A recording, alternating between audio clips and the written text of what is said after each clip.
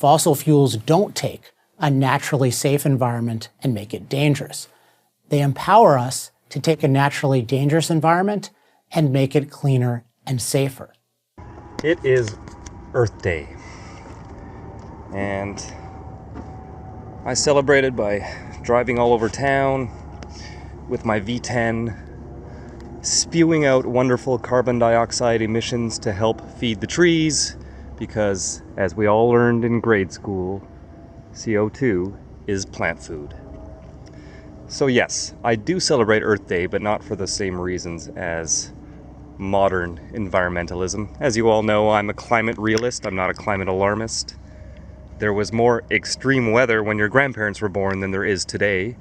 There is nothing abnormal about our climate, and in fact,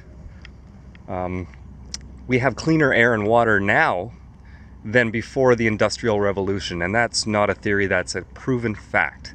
And we have more forests, more trees now in North America than we did 50 years ago.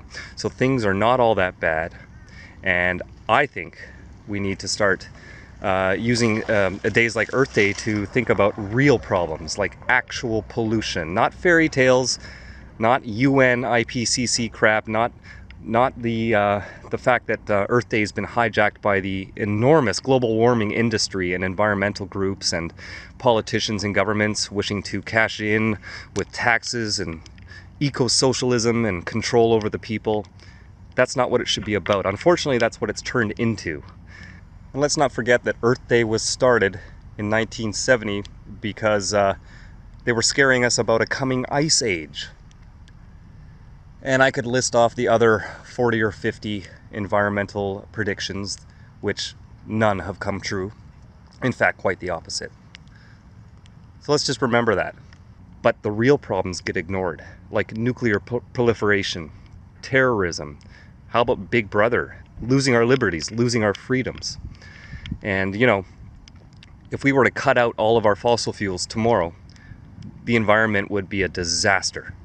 We'd be burning dung and cutting down forests for heating and cooking again.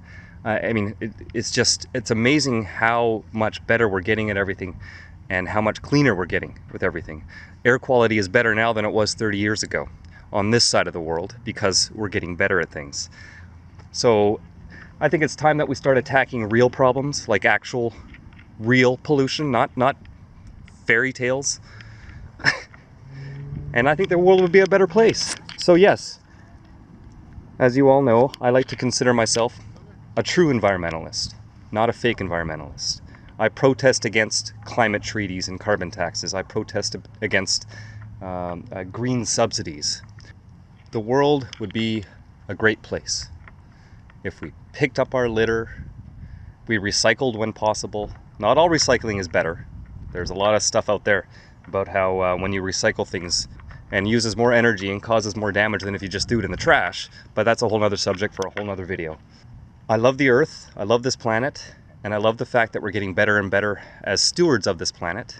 There's still a lot of things to work on. There's some countries have horrible regulations against things like clear cutting, and some have no pollution controls at all. So you get real problems like what's going on in China, where people have to wear masks over their faces just to walk around the city. I mean, it's bad over there. That has nothing to do with the eco-nonsense you hear from all the groups on this side of the planet.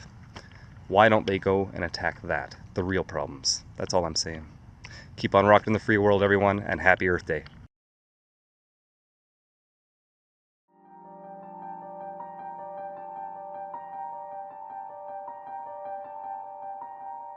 We were told our fossil fuel usage would bring ecological disaster on a cataclysmic scale. Earth was supposed to be uninhabitable by now. Yet, life is better than ever. People around the world have climbed out of unspeakable poverty.